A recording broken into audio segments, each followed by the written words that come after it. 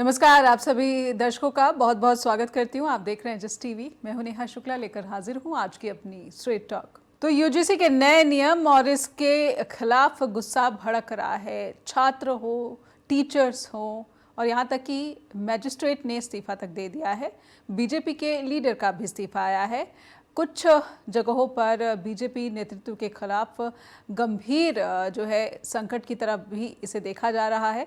कुछ फैक्ट्स हैं और कुछ सवाल हम अपने दर्शकों के सामने पहले इन यूजीसी नियमों के तहत जो बड़ा सवाल निकलकर सामने आया है वो रखते हैं कि आज का जो सवाल है कि क्या यूजीसी का जो नया नियम है इससे भारत में जो सामाजिक विभाजन है इसके और गहराने की आशंका बढ़ गई है। जिस तरीके से प्रोटेस्ट के ज़रिए छात्र और जो टीचर्स हैं और जो सीनियर्स भी हैं वो अपनी शंकाएं जता रहे हैं और कहीं ना कहीं बीजेपी सरकार और बीजेपी नेतृत्व पर सवाल खड़े किए जा रहे हैं। आइए पहले स्वागत कर लेते हैं हमारे आज के जो पैनलिस्ट जुड़ चुके हैं हमारे साथ। लखनऊ से जुड़ रहे हैं सीनियर जर्नलिस्ट डॉक्टर उत्कर्ष सिन्हा जुड़ चुके हैं और हमारे साथ सिद्धार्थ जुड़ रहे हैं कर्नाटक बेंगलुरु से, पॉलिटिकल एनालिस्ट। आपका भी बहुत बहुत स्वागत। और शुरुआत उत्कर्ष सर आपसे करना चाहती हूँ। ये जो यूजीसी का नया नियम लाया गया ये कहकर कि क्योंकि जो भेदभाव है और जो पिछड़ा वर्ग, अनुसूचित जाति, जनजाति, इनके खिलाफ शिकायतों में तो 100% से भी अधिक का जो है उछाल आ गया। सुप्रीम कोर्ट ने भी सख्त नियम बनाने की हिदायत दी, इसीलिए सरकार को मजबूरन ये सख्त नियम बनाने पड़े। और अब सख्त नियम के जरिए जिस सामाजिक भेदभाव को मिटाने की कोशिश सरकार करती दिख रही है, मान सकते हैं कि पहली नज़र में यही मकसद होगा, अब इसका भी विरोध। तो ये चल क्या रहा है? जिन यूनिवर्सिटी और कैंपसेस को सिक्योर बनाने की कोशिश सरकार कर रही है वहीं पर सरकार का इतना विरोध हो रहा है, जबकि उन्हीं जगहों पर ये जो मामले हैं इनमें 100% से भी अधिक का उछाल आ गया। जी, ये एक ऐसी विडंबना है कि हमारे जो उच्च शिक्षा संस्थान हैं वहां पर जहां पर देश बनाने वाले लोगों का निर्माण होता है, जहां पर एक समाज बनाने वाले लोगों का निर्माण होता है, वहां पे खासतौर पर उत्तर भारत में अगर हम देखते हैं तो जातीय भेदभाव की भी घटनाएं बहुत तेज बढ़ी होती हैं। और ये बड़ा सामान्य है जो जिस तरीके से जाति बैठी हुई है हमारे समाज के भीतर, और उसमें भी वो जो कास्ट हायरार्की है जो बैक बाई, कुछ लोग उसको कहते हैं कि मनुस्मृति का जो पूरा एक मॉडल है, तो वो है। और वो रह के एक विवाद तो खड़े होते हैं। आप ये देखिए कि आज से तकरीबन 25 साल पहले, 25 के 35 साल पहले जब आरक्षण को लेके विवाद हुआ था तो पूरा उत्तर भारत किस तरह से जला था। और आज वो लगभग वैसी स्थिति तो मैं नहीं देख रहा हूं, क्योंकि विरोधों के तरीके बदल गए हैं। आजकल का जो बैटल ग्राउंड है वो सोशल मीडिया है। लेकिन कल उत्तर प्रदेश के बहुत सारी जगहों पे, मैं यूपी की भी बात करूंगा, उत्तर प्रदेश के बहुत सारे कैंपसेस के बाहर, बहुत सारे गांवों के भीतर, कस्बों में बहुत प्रोटेस्ट हुए। और इत्तेफाक ये है कि ये प्रोटेस्ट करने वाले लोग जो हैं वो ग्रुप है जो एक तरीके से मार्क्ड है या आइडेंटिफाइड है प्रो बीजेपी सपोर्टर्स। चाहे वो कॉस्ट पॉलिटिक्स के एंगल से देख लीजिए या फिर जो एक माइंडसेट होता है उस लिहाज से देख लीजिए। और बहुत सारे बीजेपी के भीतर भी लोकल लेवल पे रिजाइंस, और लोकल लेवल पे क्या, कहीं एमपीज, कहीं एमएलएज, वो भी अपना प्रोटेस्ट दर्ज करा रहे हैं। तो एक वो बात है ना कि जो अल्टीमेटली क्या है कि किसी को इस बात की फिक्र नहीं है, ये दुर्भाग्यपूर्ण बात है, किसी को इस बात की फिक्र नहीं है कि कैंपस में भेदभाव ना हो और सब कुछ बहुत बराबरी से, समानता से अवसर मिले। लेकिन जैसा होता है हमारे यहाँ, हर चीज का एक पॉलिटिकल नजरिया हो जाता है, वर्चस्व की लड़ाई हो देखी जाती है, और वही बात हो गई है इस एक्ट के साथ। उसमें हो सकता है कि कुछ कानूनी पेच हो, कुछ शब्द ऐसे हैं जिनको लेकर के भी ऑब्जेक्शंस हैं, और खासतौर पे ये भी कहा जा रहा है कि उसके विश्लेषण में कुछ ये कह दिया गया कि कुछ जो ऊपर अपर कास्ट, जो सो कॉल्ड अपर कास्ट है, वो अपर कास्ट जो है वो शोषक जातियां हैं। तो किस रेफरेंस में कहा गया मालूम नहीं, लेकिन ये है कि नीयत चाहे जितनी अच्छी हो, लेकिन जिस तरीके से ये बिल आया है उसने बहुत सारे लोगों को, खास तौर पर जो ठाकुर और ब्राह्मण समाज जिसको कहते हैं, जो समाज में बड़ा ऊपर माना जाता है, उसके भीतर एक बड़ा विद्रोह की स्थिति दिखाई दे रही है। हालांकि ये तो जनरल सिनेरियो है, इसके पॉलिटिकल बहुत सारे लेयर्स हैं, उसको भी हम लोग डिस्कस करेंगे। बिल्कुल बिल्कुल। ये जो जनरल सिनेरियो है, तो एक टिप्पणी मैं सिद्धार्थ जी से भी ले लेती हूँ। सिद्धार्थ जी, जनरल कैटेगरी के लोग, गैर आरक्षित वर्ग के लोग जिस तरीके से गुस्सा दिखा रहे हैं, बात नए नियम में दी गई परिभाषा से जुड़ी है कि कैसे ये तय होगा कि जातिगत भेदभाव हुआ है या नहीं हुआ है, और इसमें जो सवर्ण वर्ग से आने वाले लोग हैं, समुदाय हैं, उसका प्रतिनिधित्व नहीं है। तो क्या हमारा संविधान ऐसा नहीं कहता कि कहीं ना कहीं संविधान के तहत जो पिछड़ी जातियां, अनुसूचित जनजातियां हैं, उनको ये संरक्षण हासिल है? उसी के मापदंड पर कह सकते हैं कि यूजीसी ये नया नियम लेकर आ रही है। तो फिर बवाल का मतलब क्या बवाल का मतलब ये कि संविधान में भी दी गई इस परिभाषा के खिलाफ सामान्य वर्ग अब प्रोटेस्ट कर रहा, विरोध कर रहा है?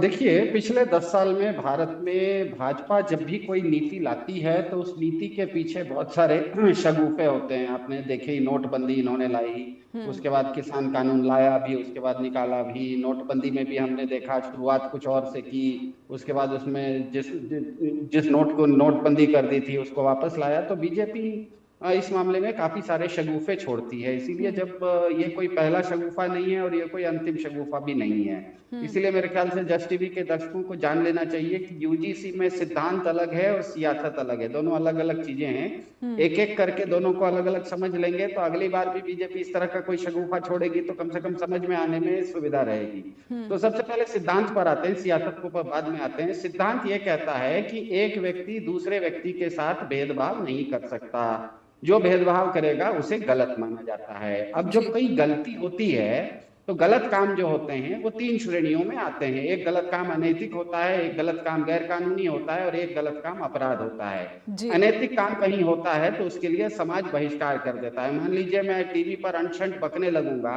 तो क्या होगा, आगे आप अगली बार बुलाना बंद कर देंगे, बस इतना ही होगा, क्योंकि वैसे मेरे बोलने से किसी दूसरे व्यक्ति को भौतिक हानि तो हुई नहीं, लेकिन समाज बहिष्कार कर देगा। दूसरा गलत काम होता है जिसमें कि कोई गैर कानूनी काम होता है, जैसे मैं बिना हेलमेट पहने रोड पर बाइक चलाने लगूं तो सरकार वैसे में जुर्माना लगाती है, और वो इसीलिए लगाती है क्योंकि किसी दूसरे की हानि भले नहीं हुई हो मेरे हेलमेट नहीं लगाने से, पर मेरी खुद की हानि हो सकती है, इसीलिए सरकार जुर्माना लगा देती है। तो अगर कहीं गैर कानूनी काम होता है तो जुर्माना लग जाता है। और तीसरा गलत काम होता है अपराध। अपराध होने पर केवल और केवल न्यायालय देता है, वो देता है दंड, क्योंकि अपराध में होता यह है कि किसी और की हम हानि कर देते हैं, हमारे कर्म से किसी और की हानि होती है।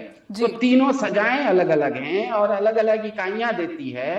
किसी गलत काम में 2 इकाई साथ मिलकर सजा नहीं देती। ऐसा नहीं होता कि किसी चीज में न्यायालय भी दंड दे और सरकार भी जुर्माना लगाए, हेलमेट नहीं पहना तो सरकार भी जुर्माना लगाए और समाज भी बहिष्कार करे। 2 इकाइयां मिलकर एक गलत काम को नहीं करती हैं।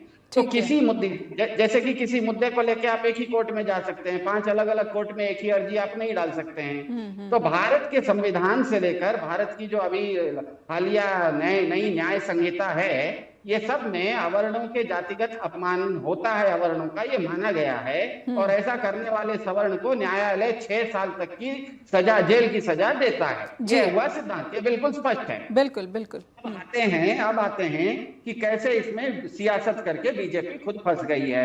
हुआ ये कि 2024 के लोकसभा चुनाव के नतीजों ने भाजपा को एहसास करा दिया कि उसका सवर्ण वोट तो ठोस है, मगर उसका जो अवर्ण वोट है वो टूट रहा है, क्योंकि भाजपा के विकास के नारे में जो अवर्ण बहे थे उनको तब तक एहसास हो गया कि भाजपा की नीति जो हो, चाहे वो ईडब्ल्यूएस का कोटा हो, नोटबंदी हो, यहाँ तक कि दलितों पर बढ़ते हुए अपराध हो, जो 2013 में 10,000 लोगों के ऊपर 2 अपराध होते थे दलितों के ऊपर, भाजपा के राज में 10 साल में वो अपराध 1.5 गुना बढ़ गए, 3 अपराध होने लगे दलितों के ऊपर। तो भाजपा के जो विकास के बहाव में गए हुए थे अवर्ण लोग, उनको समझ में आ गया कि भाजपा अवर्ण विरोधी है। और सबसे बड़ी बात यह हुई, मैं 10 सेकंड में खत्म कर देता हूं, सबसे बड़ी बात यह हुई कि 2013 से लेकर 2023 के बीच में सवर्ण और अवर्ण ये परिवारों की औसत जो मासिक आय है, उसमें बहुत बड़ा अंतर आ गया। 2023 में सवर्ण परिवार, 2013 में जो सवर्ण परिवार 4,000 कमाता था, अवर्ण 2,000 कमाता था, वो 10 साल में सवर्ण का बढ़ गया 14,000 पर चला गया, लेकिन अवर्ण का रह गया 9,000। तो अवर्ण को समझ में आ गया कि भाजपा नारा भले देती है, लेकिन उसकी जो नीति है वो अवर्ण विरोधी है, इसीलिए उसने भाजपा का साथ छोड़ दिया। भाजपा की मजबूरी थी कि उस चीज को वापस लेना है। वो अगले सेगमेंट में हम बताएंगे कि किस तरह से ये जो यूजीसी बिल है उसके माध्यम से उस चीज को, खोई हुई चीज को वापस। लेकिन सिद्धार्थ जी, वहां पर वो सवाल जो है वो बना हुआ है कि इन कैंपसेस में जो है उन शिकायतों में लगभग 100 गुना बढ़ोतरी हुई है, 118% शिकायतों में इजाफा हुआ है। तो ये कहीं ना कहीं इस समस्या को और ज़्यादा व्यापक होता या फिर विस्तार होता हुआ दिख रहा है। वो भी तब जब रोहित वेमुला और पायल तडवी जैसे जो केसेस हैं उन पर सुप्रीम कोर्ट ने सख्त नियम बनाने को कहा है। तो ये जो उद्देश्य हो सकता है कि इन नियमों के जरिए इन कैंपसेस को जो और ज़्यादा सुरक्षित और सौहार्दपूर्ण बनाने की कोशिश सरकार कर रही थी, लेकिन ऐसा लग रहा है कि सेल्फ गोल हो गया और बीजेपी की तरफ से ही जो है आवाजें उठने लगी। एक छोटा सा ब्रेक लूंगी इससे पहले कि सरकार की नीयत और सरकार की मजबूरी इनको और थोड़ा सा समझा जाए, क्योंकि उत्तर प्रदेश में अधिकतर विरोध प्रदर्शन देखे जा रहे हैं और अधिकतर बीजेपी और जो भी सवर्ण वोट बैंक है उनके जरिए सरकार के प्रति गुस्से का प्रदर्शन हो रहा है। एक ब्रेक लेते हैं और ब्रेक के बाद इन प्रदर्शनों के स्वरूप को भी समझने की कोशिश को आगे बढ़ाएंगे। फिर से स्वागत है आप सभी दर्शकों का। आप देख रहे हैं स्ट्रेट टॉक और चलेंगे उत्कर्ष सर के पास। उत्कर्ष सर, थोड़ा समय जो भारत के शिक्षण संस्थान हैं और जिन मामलों का हवाला दिया जा रहा है उसे ध्यान में रखते हुए नए नियम लाए गए हैं। क्या वाकई इन शिक्षण संस्थानों में सामाजिक जातिगत भेदभाव इतना बढ़ चुका है कि इतने सख्त नियम लाने पड़े हैं सरकार को? और क्या वाकई ये समाज ऐसा हो गया है कि अगर अब नए नियम लागू हो जाएंगे तो दूसरा जो सवर्ण वर्ग है वो अपने आप को कहीं ना कहीं एक अक्यूज कैटेगरी में खड़ा हुआ पाता है, जबकि उसी पर जो है शोषण के आरोप लग रहे हैं? तो ये जो प्रदर्शनों का स्वरूप है और उसका जो आधार है, थोड़ा सा मैं चाहूंगी कि हमारे दर्शकों के लिए थोड़ी सी स्पष्टता। देखिए, एक जो बात हुई कैंपसेस में मौतों की, चाहे वो सुसाइड हो या संदिग्ध मौतें जो हुई, जो बहुत दर्द हुआ जी, ये तो हकीकत है। इसमें कहीं कोई दो राय है नहीं। बहुत और कुछ केसेस आइकॉनिक बन गए, सिंबॉलिक बन गए। रोहित वेमुला, तेलंगाना में सरकार कानून लेकर आई है, कर्नाटक में कानून लाने की तैयारी हो रही है। नहीं, अब वो एक अपनी जगह पे, लेकिन जब आप देखते हैं कैंपसेस की हालत तो और बड़ी खराब दिखती है, खासतौर पर पिछले 10 सालों में। आप देखिए तो हमारे यहाँ वाइस चांसलर्स जितने आपको मिलेंगे यूनिवर्सिटीज में, स्टेट यूनिवर्सिटीज में, बहुत क्लियर कट कास्ट डिवीजन उसमें दिखाई देता है। ये अचानक हुआ हो ऐसा नहीं है। और इसके पीछे ये भी तर्क है कि भाई जो काबिल होगा वो वीसी बनेगा, लेकिन अब काबिल कौन होगा, ये तो सिलेक्शन की बात है ना। तो एक मेजॉरिटी ऑफ वाइस चांसलर्स, और यूपी में तो ये कुछ और इंटरेस्टिंग हो गई है कि उसमें भी एक वक्त ऐसा था जब एक ही जाति के, सिर्फ सवर्ण नहीं बल्कि एक ही जाति के ढेर सारे जी। दूसरी तरफ टीचर्स के अपॉइंटमेंट्स में जो कहानी बनी, रिजर्वेशन का एक फार्मूला है, उस फार्मूले को तोड़ने के लिए डिपार्टमेंट वाइज सीट्स एडवर्टाइज की गई, जिससे कि ये हुआ भाई एक ही सीट है तो रिजर्वेशन अप्लाई नहीं, या 2 सीट है तो अप्लाई नहीं। तो ये गेम्स बनाए गए, ये एक कोशिश की गई कि कैसे वो वर्चस्व बना रहे हैं। ठीक है। इसके अलावा बहुत बार जब रिजर्व सीट्स को हम देखते हैं तो उसमें लिख दिया था नॉट फाउंड सूटेबल, कोई कैंडिडेट सूटेबल ही नहीं मिला और वो वेकेट रह जाती है जगह। ऐसे बहुत सारे केसेस हमारे यहाँ जी। हैं स्टेट यूनिवर्सिटीज में। तो ये सारा कुछ एक माहौल तो बताता है। दूसरा, इसके साथ जब बहुत सारे इस तरह के आरोप भी आते हैं कि कोई छात्र ये कहता है, छात्र या छात्रा की मेरे साथ सिर्फ इसलिए पार्शलिटी की जा रही, मेरे अपॉर्चुनिटीज को रोका जा रहा है जी, क्योंकि मैं पिछड़े वर्ग से आता हूँ। नहीं फिट होता हूँ, तो स्थिति तो खराब होती है, बहुत दुखद होती है और ये होता है, ये इसमें कहीं कोई दो राय नहीं है। अब जब ये कहानी बढ़ी, अब आप देखिए क्या क्या हो रहा है। ये कहानी बढ़ी तो हमारे यहाँ एक उत्तर प्रदेश में एक एसडीएम साहब ने रिजाइन कर दिया अपने पोस्ट से कि साहब ये सवर्णों के साथ अन्याय है। जी। अन्याय है। अब वो ब्राह्मण समाज से आते हैं। एक व्यक्ति जो एक ऐसे पद पर बैठा है जिसके सामने आने वाले फरियादी किस जाति के हैं, इसको देख के उसको फैसला नहीं करना चाहिए। उसने संविधान की शपथ ली है, संविधान ने उसको ये पद दिया है, लेकिन उसके मन तक ये बात बैठी हुई है। तो अब आप इसको जरा समझिए कि जब जाति यहां तक बैठी है दिमाग में, तो कैंपस में वो बेचारा क्या करता होगा। या मैं ये बार बार ये पूछता हूँ कि ये एसडीएम साहब जब अपने टेबल पे बैठते होंगे, उनके फैसले किस आधार पर होते होंगे, प्रश्न तो यहां भी खड़ा हो जाएगा। तो ये संकट तो बहुत है।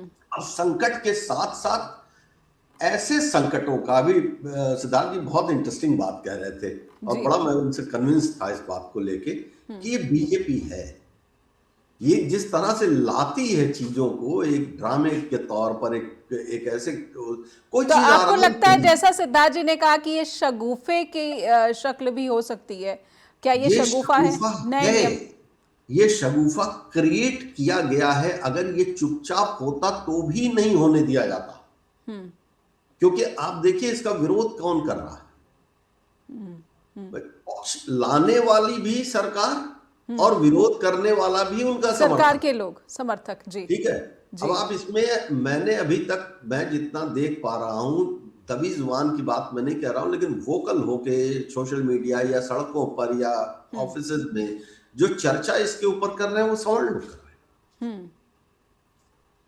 जी, सवर्णों को तो एक उम्मीद है, लेकिन अभी वो भी उम्मीद पुख्ता नहीं है, क्योंकि बहुत सारे ऐसे मामले होते हैं जब कमेटी बनती है, कमेटी क्या करती है नहीं करती है वो तो भी डिपेंड करता है इसके ऊपर। जी, पर जिस इंटेंशन से, जिस मकसद को हासिल करने के लिए ये शगुफेबाजी या फिर ये सियासी दाव खेला गया है, क्या वो मकसद बीजेपी हासिल कर पाएगी? ये देखिए, ये मकसद ही महत्वपूर्ण है जी। नियत और नीति। नीति कोई आ रही है, उसके पीछे नियत क्या है। मैं इस बात को बहुत स्पष्ट कह रहा हूं कि उत्तर प्रदेश में या भारतीय जनता पार्टी देश में राजनीतिक रूप से एक ऐसी स्थिति में बैठी हुई है जहां पर धीरे धीरे दलित और पिछड़ों का उससे मोहभंग होता जा रहा है। जी। और अगर वो मोहभंग, और हमने लोकसभा के चुनाव में भी देखा, उत्तर प्रदेश में खासतौर पे देखा हमने, जी। तो और वही उसका दर्द है जिसकी वजह से बिहार में नीतीश कुमार को उसको अपर हैंड रखना पड़ता है।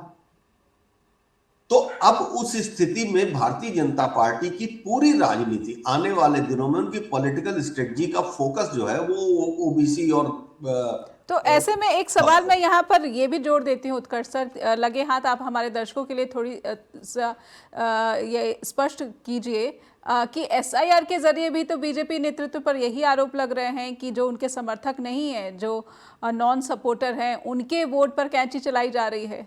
तो क्या उसके जरिए जो है ये खेल पूरा नहीं हो पा रहा है कि अब इसका सहारा लेना पड़ रहा है? उत्तर प्रदेश के कॉन्टेक्स्ट में अगर ये समझने की कोशिश की जाए, उत्तर प्रदेश के कॉन्टेक्स्ट में आता हूँ, उत्तर प्रदेश में एसआईआर को लेकर के तो पार्टी के भीतर ही विवाद हो गया ना। जी। खुद मुख्यमंत्री ने कह दिया और उसके बाद सरकार और संगठन के बीच में एक तनातनी हो गई इसको लेके। अब संगठन को कहा गया है, भारतीय जनता पार्टी संगठन को, कि हर बूथ पे 100 वोट जोड़वाने हैं आपको। तो वो एक खेल है। जी। समर्थक और विरोधी का। अब वो विरोधी वोट अल्पसंख्यक हो सकता है, वो विरोधी वोट ऐसे आइडेंटिफाइड लोग हो सकते हैं जी। जो किसी भी जाति के हों लेकिन बीजेपी को वोट नहीं करते हैं, हम्म। तो वो एक अलग कहानी है। लेकिन अब ये है कि अपने आप को दिखाना भी है, प्रोजेक्ट करना है कि नहीं, हमारे राज्य के भीतर अल्पसंख्यकों और पिछड़ों की सुरक्षा को लेके हम बहुत कंसर्न है, ये मैसेज देना था। और जी। देखिए, नरेंद्र मोदी जब मैसेज देना चाहते हैं हम्म। तो वो किस तरह से देते हैं, हम्म। वो खुद नहीं बोलते। ठीक वो है। एक बार बोल भी देंगे तो, लेकिन ज्यादातर टाइम में वो साइलेंट होते हैं। उनका जो पैराफर्नेलिया है वही बोलता है। अब आज भारत का टेलीविजन मीडिया इस मसले को लेके इतना बहस कर रहा है, तो वो चाहता है कि ये चर्चा में आए।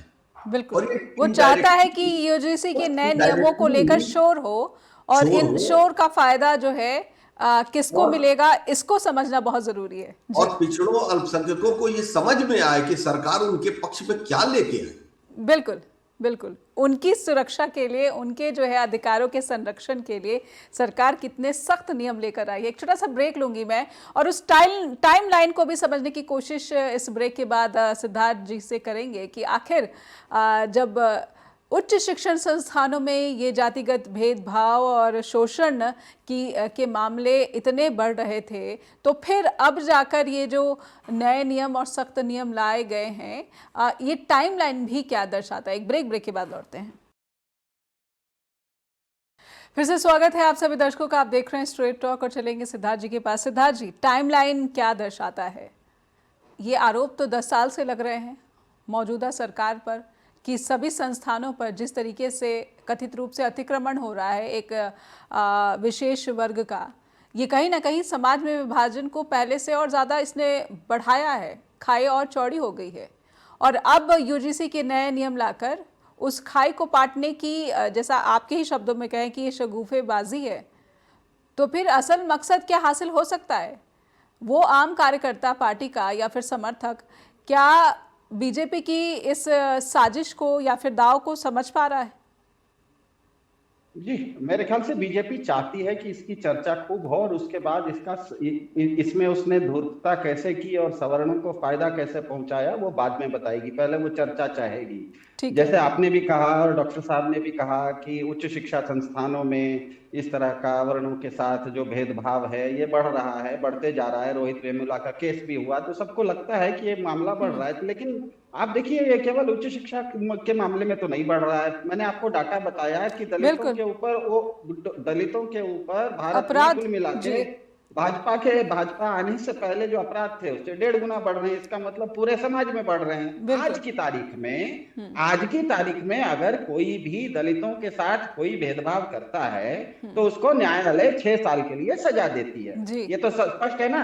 अब मुझे बताइए कि ये जो यूजीसी का कानून है, इसके अंतर्गत अगर किसी ने गलती की तो उसको तो सजा कोई 6 साल की क्या कहते हैं कैद तो नहीं है। उसको तो बहुत होगा तो सस्पेंड होगा, बहुत होगा तो उसका मार्कशीट रोका जाएगा, बहुत होगा तो उसकी पढ़ाई रोका जाएगा। तो बताइए दोनों में से सस्ता सौदा कौन है? एक सवर्ण के लिए अगर उसने अवर्ण के साथ भेदभाव किया तो पहले आपको न्यायालय में जाके आपको 6 साल की सजा होती। आज बहुत होगा तो 7 दिन के अंदर यूजीसी की कमेटी जो है वो आपका क्या कहते हैं, आपको कहेगी कि आप अपना कॉलेज का हॉस्टल छोड़ के बाहर चले जाइए। तो आपने अपराध को, जिसको कल तक जो कल तक अपराध था आज भी अपराध है, कल उस अपराध के लिए 6 साल का दंड था, आज उस अपराध को आप गैर कानूनी मान के एक छोटा सा जुर्माना लगा के 2 दिन के लिए 10 दिन के लिए सस्पेंड करके अगर छोड़ रहे हैं, इसका मतलब क्या है? इसका मतलब है कि भाजपा भी जानती है कि उसके राज में दलितों के ऊपर अत्याचार बढ़ रहे हैं, और दलितों के ऊपर जब अत्याचार बढ़ते हैं, जो बहुत सारे केस इसमें है, न्यायालय में है, तो आज नहीं कल वो तो दंड होगा। तो दंड होगा तो किसको होगा? सवर्ण को दंड होगा। तो सवर्ण को दंड अगर कम करना है, इसी तरह का एक नियम है। कुछ दिन पहले आपको याद होगा एक यमन में भारत की एक महिला थी, केरल की नर्स, उसके ऊपर मर्डर का चार्ज था, उसको फांसी की सजा थी। तो वहां का एक कानून है दिया करके, जिसमें कि जिसके साथ जो पीड़ित परिवार है आप उसको कुछ पैसा दे दीजिए और आप निर्दोष साबित हो जाइए। तो आप भारत के कानून के साथ साथी तो यहाँ पर खिलवाड़ कर रहे हैं। तो भाजपा की धूर्तता साबित होती है इसमें जी। कि कल तक जो सवर्ण किसी अवर्ण के साथ भेदभाव करता था उसको न्यायालय 6 साल की सजा देता था, आप इस नए कानून के अंतर्गत उसको 6 महीने के लिए कॉलेज से रेस्ट्रिकेट कर रहे हैं, हॉस्टल से बाहर कर रहे हैं। तो ये तो सस्ता सौदा हो गया ना।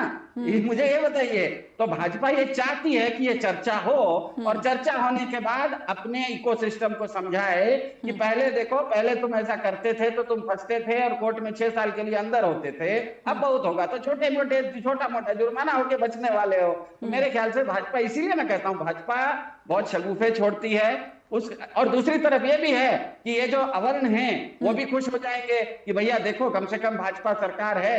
कल तक हम कहते थे कि ये तो अवर्ण विरोधी है, कम से कम उसने यूजीसी में हमारे पक्ष में कानून तो लाया। लेकिन आप देखिए कि पहला का जो कानून था उसमें दंड ज्यादा था, इस कानून में दंड बहुत कम है। तो आप सस्ता सौदा करवा रहे हैं ना। लेकिन क्या भारत का जो अवर्ण है उसको इतनी समझ नहीं है? उसने एक लंबा आंदोलन किया है अपने अधिकारों के संरक्षण के लिए। तो सिद्धार्थ जी कुछ जोड़ना चाहते हैं? जी हाँ, इसीलिए बहुत अच्छा मुझे लग रहा है कि अभी जब से ये मामला उठा है तब से भारत का विपक्ष और अवर्ण लोग बिल्कुल मौन बैठे हुए हैं। उनको समझ में आ गया है कि ये शगुफा है, उनको इसमें पढ़ना नहीं चाहिए। मेरे ख्याल से न तो विपक्ष को और न तो अवर्णों को इसमें पढ़ना चाहिए। ये सवर्णों की समस्या है, ये भाजपा की समस्या है, ये उसका शगुफा है। उसका शगुफा उन्हीं लोगों के ऊपर चले। नहीं तो फिर सामाजिक भेदभाव को खत्म करने की जैसी जो कोशिशें हैं, क्या उसको जो है ठंडे बस्ते में रख देना चाहिए? इस पर कोई चर्चा या फिर विपक्ष की कोई भूमिका जो है वो अनिवार्य नहीं है? सिद्धार्थ जी, विपक्ष को तो खुलकर बोलना चाहिए कि जो परिभाषा है उसमें कितनी त्रुटियां हैं या फिर नए नियम जो हैं वो कितनी खामियों के साथ थोपे जा रहे हैं। बिल्कुल होना चाहिए। उसके लिए विपक्ष को यह पूछना चाहिए कि आपने सेंसस की घोषणा कर दी, उस सेंसस में आप जातीय जनगणना काहे नहीं कर रहे हैं? जब आपने कहा है कि हम जातीय जनगणना करेंगे और आपकी टीम सेंसस करने वाली है तो उसमें जातीय जनगणना क्यों नहीं कर रहे हैं? अगर आप सामाजिक न्याय की बात करते ही है बीजेपी, अगर अवर्णों के पक्ष में खड़ा होना चाहती है तो उनको तो जातीय जनगणना करवानी चाहिए, वो क्यों नहीं करवा रही है? यूजीसी छोटा सा हिस्सा है, यूजीसी सामाजिक न्याय का एक छोटा सा हिस्सा है। आप जातीय जनगणना जब तक नहीं करवाएंगे पूरी तरह से, उसको आप क्यों छोड़ रहे हैं? तो मेरे ख्याल से इस मुद्दे पर, खास करके यूजीसी वाले मुद्दे पर, मेरे ख्याल से विपक्ष और अवर्ण दोनों समझदार हैं। वो भाजपा की इस चाल को, धूर्तता को समझ गए हैं, वो बिल्कुल मौन बैठे हुए हैं। लेकिन उत्तर प्रदेश में ही नगीना से सांसद हैं, उन्होंने तो इसका बहुत बड़ा वेलकम कर दिया है। उत्कर्ष सर, सिद्धार्थ जी अगर आपकी बात पूरी हो गई है। जी हाँ, मेरी बात खत्म होगी। कुल मिला के हुआ यह है कि लब्बलुआब यह है कि जब तक भाजपा पाखंड कर रही थी तब तक सवर्णों को उसमें फायदा दिख रहा था। 240 ने पाखंड छोड़कर उसको एक पक्ष में खड़ा होने की मजबूरी ले आई है तो नकाब उतर गया है। आज भाजपा अपनी ही जाल में फंसी हुई दिख रही है। 2024 में अवर्णों ने साथ छोड़ा, 2026 में लगता है सवर्ण भी छोड़ देंगे। ट्रंप पहले से विश्वगुरु का तमगा छीन चुका है। इसी को कहा गया है, न घर का न घाट का, त्रिशंकु की तरह आधार में लटके हुए हैं। तो भाजपा की अपनी करनी से लटके हैं तो छोड़ दीजिए। विपक्ष भी उनको बचाने नहीं जा रहा है और अवर्ण भी इस मामले में चुप है। दोनों समझदारी। चलिए, उत्तर प्रदेश में विपक्ष का क्या रुख है ये उत्कर्ष सर से समझेंगे, लेकिन एक छोटे से ब्रेक का इशारा हो रहा है। एक ब्रेक के लिए रुकेंगे और ब्रेक के बाद लौटेंगे स्ट्रेट टॉक के साथ। दर्शकों से अनुरोध, जुड़े रहिए जस्ट टीवी के साथ। फिर से स्वागत है आप सभी दर्शकों का। आप देख रहे हैं स्ट्रेट टॉक और चलेंगे उत्कर्ष सर के पास। उत्कर्ष सर, सबसे ज्यादा नाराजगी उत्तर भारतीय राज्यों में देखी जा रही है। फिर मैं समझना चाहती हूँ कि जो विपक्ष है उत्तर प्रदेश का, खास करके जहाँ पर 2027 में चुनाव है और इसे लेकर कहीं ना कहीं कहा जा रहा है कि इन चुनाव को ध्यान में रखते हुए भी बहुत सारी जो है उथल पुथल देखने को मिल रही है। ऐसे में विपक्ष की भूमिका कैसे देखते हैं? मैंने जिक्र किया कि चंद्रशेखर आज़ाद, उन्होंने तो स्वागत किया है। अब सपा और कांग्रेस की तरफ से भी मैंने देखा कि कुछ एक दो एक्स पर पोस्ट किए गए हैं, उन्होंने कहीं ना कहीं सरकार की आलोचना की है। जी नहीं, कांग्रेस के उत्तर प्रदेश के जो प्रदेश अध्यक्ष हैं उन्होंने कुछ जरूर कहा है, लेकिन मायावती का एक्स देखिए, उनका ट्वीट देखिए, तो वो बहुत संतुलित हमेशा के तरीके से उन्होंने कहा कि ये भी ठीक नहीं है, वो भी ठीक नहीं है और कोशिश करिए कि सब ठीक हो जी। लेकिन सबसे महत्वपूर्ण बात है अखिलेश यादव, क्योंकि उत्तर प्रदेश में राजनीति की धुरी जो दूसरी है वो अखिलेश यादव है, समाजवादी पार्टी जी। अखिलेश यादव ने अभी तक इसके ऊपर कोई बड़ा बयान नहीं दिया है, कोई बयान नहीं दिया, और ना ही समाजवादी पार्टी की तरफ से कोई बयान आया है। देखिए, चंद्रशेखर की जहां तक बात है वो अपनी जगह बना रहे हैं और उनको मालूम है कि उनका जो पूरा का पूरा वोट बैंक है वो कहीं उसमें सवर्ण आता नहीं है जी। वो दलित और माइनॉरिटी के साथ अपने आप को एसोसिएट करके बोल रहते हैं, तो वो सीधे बोल रहे हैं। मायावती के पास ये है कि एक प्रयोग वो कर चुकी हैं ब्राह्मणों को अपने साथ लेने का, तो वो एक अवसर ढूंढ रही हैं कि कहीं चाहे वो शंकराचार्य प्रकरण हो, चाहे ये कि स्वागत है, लेकिन उनका कोई मतलब नहीं रह गया उत्तर प्रदेश में फिलहाल अभी।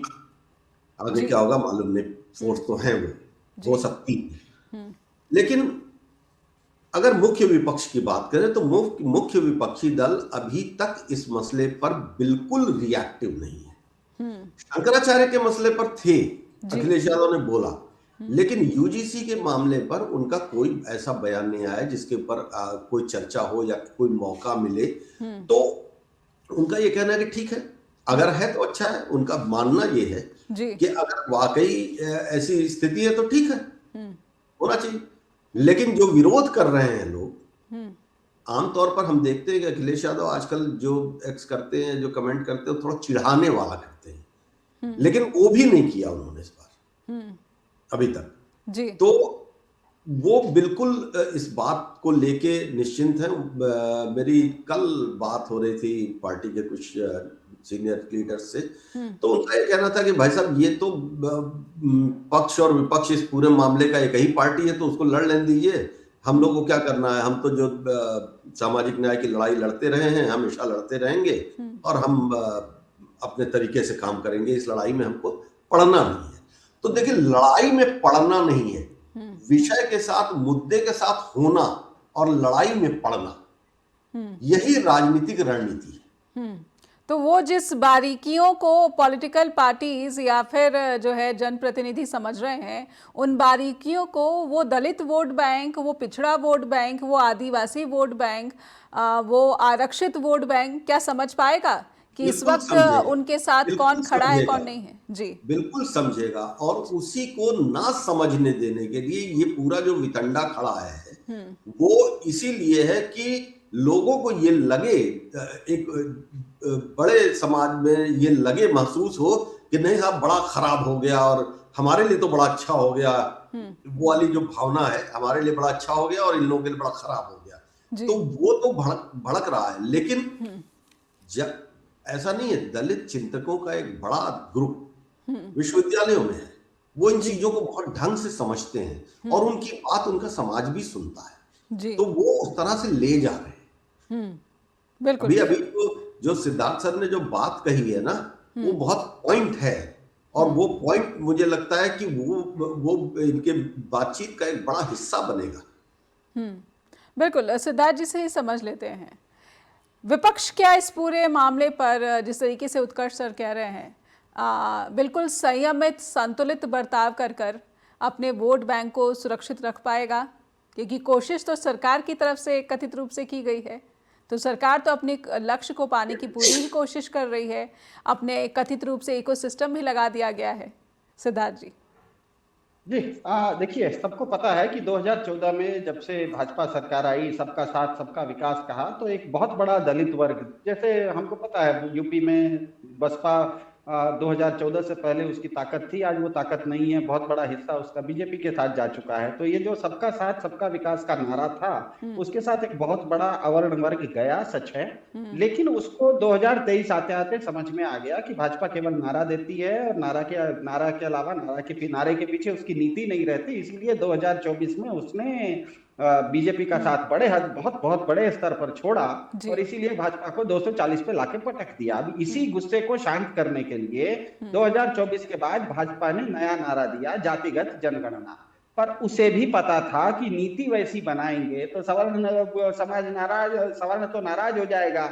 इसीलिए न तो जाति जनगणना की तारीख बताई, न ही हालिया सेंसस में जातीय जनगणना के लिए कोई व्यवस्था की। इस बीच में क्या हुआ, सुप्रीम कोर्ट के रोहित वेमुला मामले में निर्देशन आ गया, उसके अनुसार यूजीसी के लिए कमेटी गठित हो गई। अब इस कमेटी में भाजपा के भी सांसद थे, कांग्रेस के भी, वामपंथी भी, तृणमूल भी, एनसीपी भी, आम आदमी पार्टी के, सब मिला के करीब 10 सांसद थे। सुप्रीम कोर्ट के 2 जज भी आ गए और 2 जस्टिस भी आ गए और 2 वकील भी आ गए कि कानून ऐसा बनाएंगे ताकि वो केवल दिखावा नहीं रहे, उसमें कुछ ठोस तत्व रहे, इसलिए सुप्रीम कोर्ट के 2 जस्टिस आ गए। अब इस समिति ने जो नया नियम बनाया है, जो उच्चतर शिक्षा संस्थानों में समता का संवर्धन, जिसे आप इक्विटी लॉ कहते हैं, उसमें यह है कि किसी भी अवर्ण के किसी भी शिकायत को शिक्षण संस्थान अनदेखी नहीं कर सकता, उस पर तुरंत उसको 7 दिन के अंदर कार्रवाई करनी है।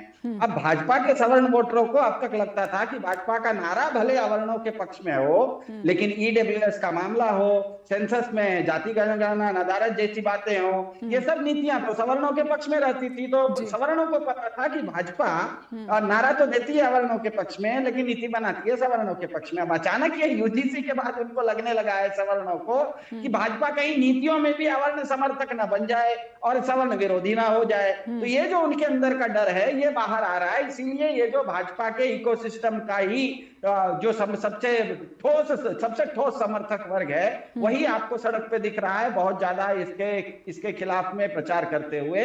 मेरे ख्याल से भाजपा इस प्रचार को थोड़े दिन तक होने देगी ताकि यह विषय चर्चा का बन जाए। उसके बाद अंदर खाने जब सब लोगों के दिमाग में यह विषय सिंक कर जाएगा, खास करके सवर्णों के दिमाग में, उसके बाद उनका मैसेजिंग जाएगा कि देखो ये जो कानून है ना, ये कानून तो तुमको एक्चुअली फंसा नहीं रहा है, तुमको बचा रहा है, क्योंकि ये कानून नहीं रहता तो तुम 6 साल के लिए अंदर हो जाते। ये कानून के अंतर्गत आने के बाद अब तुम सिर्फ 6 दिन के लिए रेस्ट्रिकेट होके बच जाओगे। तो मेरे ख्याल से भाजपा इसका इंतजार कर रही है कि ये चीज पहले लेकिन जो पीड़ित है उसको तो संविधान के तहत संरक्षण मिला हुआ है, बीएनएस के तहत जो है कानूनी संरक्षण मिला हुआ है, वो तो इसको चैलेंज कर सकता है और वो तो कोर्ट के पास पहुंच सकता है। सिद्धार्थ जी, ठीक है, सिद्धार्थ जी चैलेंज कर सकता है। आज की तारीख में उसको चैलेंज करने की जरूरत नहीं है, सीधे थाने में जाता है, रपट डाल देता है और कोर्ट में केस चला जाता है। आपने बीच में एक शील्ड डिफेंसिव लेयर दे दिया, बीच में एक परत लगा दी कि नहीं तुमको पुलिस थाने जाने की अब जरूरत नहीं है, पहले अपने ही कॉलेज में चले जाओ। अब कॉलेज में ही कोई पंच बैठ गया और कहा कि चलो तुम्हारे साथ किसी ने गलती की थी क्या, चलो उसको 6 दिन के लिए सस्पेंड कर देते हैं, तो उसके बाद अगले बार में वो पुलिस थाने क्यों जाएगा? इसका मतलब ये है ना कि आप जो गलती कर रहा है उसको आप डिफेंस दे रहे हो, आप उसको शील्ड दे रहे हो। ठीक है, लेकिन क्या अगर मैं पिछड़ा वर्ग से आती हूं और मुझे अपने ही कॉलेज प्रशासन पर यकीन नहीं है, भरोसा नहीं है, उसकी इक्विटी समिति पर भरोसा नहीं है, तो क्या मैं सीधे थाने पहुंचकर शिकायत नहीं कर सकती हूं? इसका भी अधिकार है। तो कहीं ना कहीं ये जो पूरी कवायद है उस पर एक बहुत बड़ा सवाल निशान है। उत्कर्ष सर, मैं थोड़ा सा यूपी पॉलिटिक्स, क्योंकि सवर्णों को जो है आप इस तरीके से नजरअंदाज नहीं कर सकते, एक लाइन में विपक्ष के लिए भी ये वोट बैंक बहुत अनिवार्य है जी। नहीं, देखिए, तकरीबन 20% का एक चंक बनता है, 18-20% का एक चंक बनता है, और वो हमेशा से मोर और लेस, अगर उसमें से आधा मान लीजिए तो वो आधा भारतीय जनता पार्टी के पास रहा है। एक ब्राह्मण वोटर ऐसा रहा है जो पिछले कई सालों में हमने देखा, पिछले 35 साल में बड़ा फ्लोट करता रहा है, हमेशा पावर के साथ फ्लोट करता रहा है। वो बीएसपी के साथ भी गया, वो एक टाइम समाजवादी पार्टी के साथ भी गया, लेकिन 10 साल से वो बीजेपी के साथ है। और 10 साल से वो बीजेपी के साथ है तो इंपॉर्टेंट ये 10 साल है। ये 10 साल में उसको एक सेंस मिला, इस अपर कास्ट को एक सेंस मिला, सेंस ऑफ पावर। इसके पहले चाहे मायावती की पॉलिटिक्स रही हो या अखिलेश यादव या समाजवादी पार्टी की मुलायम सिंह की पॉलिटिक्स रही हो, ये सामाजिक न्याय वाली पॉलिटिक्स थी। तो उसको लंबे समय बाद एक अपर हैंड मिलना शुरू हुआ था, सेंस ऑफ अपर हैंड, मतलब प्रैक्टिकली, सिंबॉलिकली तो वो था ही, और प्रैक्टिकली मायावती के टाइम में भी थोड़ा बहुत था, लेकिन फिर भी वो ऐसा। अब वो हिट हो रहा है, उसके ऊपर निगाह सबकी है। मैंने कहा ना कि मायावती ने भी एक हल्का सा उसको इशारा किया, अखिलेश यादव वहां भी फर्म है। वो कॉस्ट कॉम्बिनेशन में अपने उसमें वो हमेशा ये कहते हैं कि भाई ए से वो अगड़ा भी है जो सामाजिक न्याय को के साथ चलता है जी। और नहीं कि उनकी पार्टी में भी लोग नहीं है, तो निगाहें सबकी हैं तो सामाजिक समरसता का दायित्व तो पक्ष पर भी है और विपक्ष पर भी है, और जो है सिविल सोसाइटीज़ पर भी है, जिसमें मैजिस्ट्रेट भी आते हैं, शिक्षक भी आते हैं, स्टूडेंट भी आते हैं। लेकिन जिस तरीके से इस्तीफे और विरोध सामने आ रहा है, ये सबके जो मंशा है उस पर सवाल निशान। और जैसा सिद्धार्थ जी ने कहा और उत्कर्ष सर ने भी इस बात पर इत्तेफाक जताया है कि क्या ये शगुफेबाजी है, चुनाव तो कहीं नहीं आने वाले हैं। सिद्धार्थ जी बहुत बहुत धन्यवाद आपका भी, उत्कर्ष सर आपका भी बहुत बहुत आभार, आपने वक्त दिया स्ट्रेट टॉक के प्लेटफॉर्म से जुड़े।